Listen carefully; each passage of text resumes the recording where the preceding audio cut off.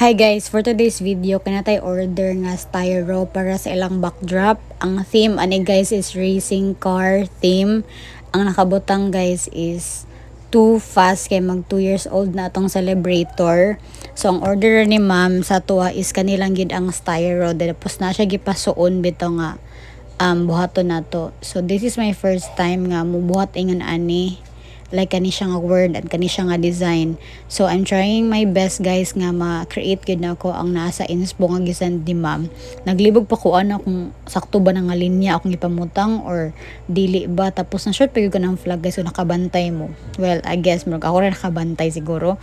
Then ako pong gipabagaan ang mga letters nga akong gisulat. Nag-outline lang, freehand lang nga pagsulat sa too fast guys. Tapos ako na lang din gipabagaan dire. Ako siyang gidungagan og paint kay para mas visible siya if ever layo ang viewing nato sa backdrop, mas clear siya and mas nindot siya tan-awon kay bold iyang fonts. Then murag naka semi calligraphy po ni siya nga pagkasulat guys, kay mora pud akong gi-follow dito sa picture. So nakalimot na ko sa picture sa tingi pa follow, pero basta i-create lang nato ni siya nga output guys. Then ako na lang pong gitiwas ang mga other parts sa atong gilettering. Akong gi-use nga paint guys is kanang water-based paint nga Rain or Shine, nga dili siya glossy.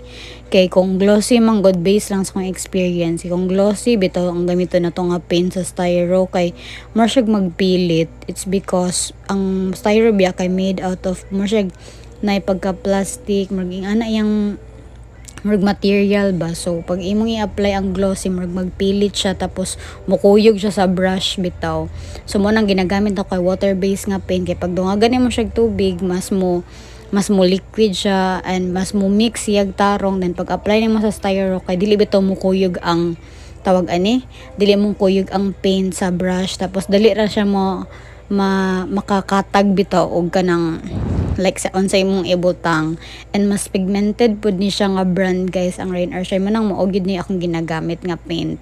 So Rain or Shine baka naman, di ba? So ang kanipong mga letters nga akong gipamutang diri guys, kay wala ko ga measurement ani, like wala ko ga sukod, like ako ra gyud siyang gi mao nga mo ni ang spacing, mo ni ang design, mo ni ang like ako lang unsay gi-place akong mind, maora na akong gamaan ni nga output.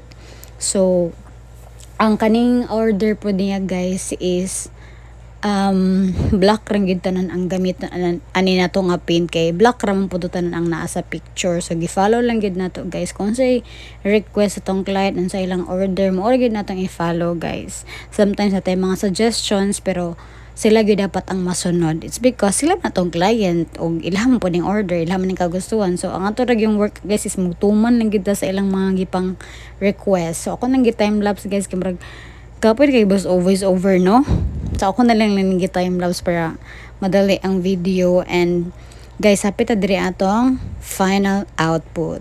So mo na siya guys akong nahimo. Nahumanan ako siya cutting, wala na ako na video ang pag-cutting. So yun ana yung design. Hope you like it guys. Thank you so much. Bye.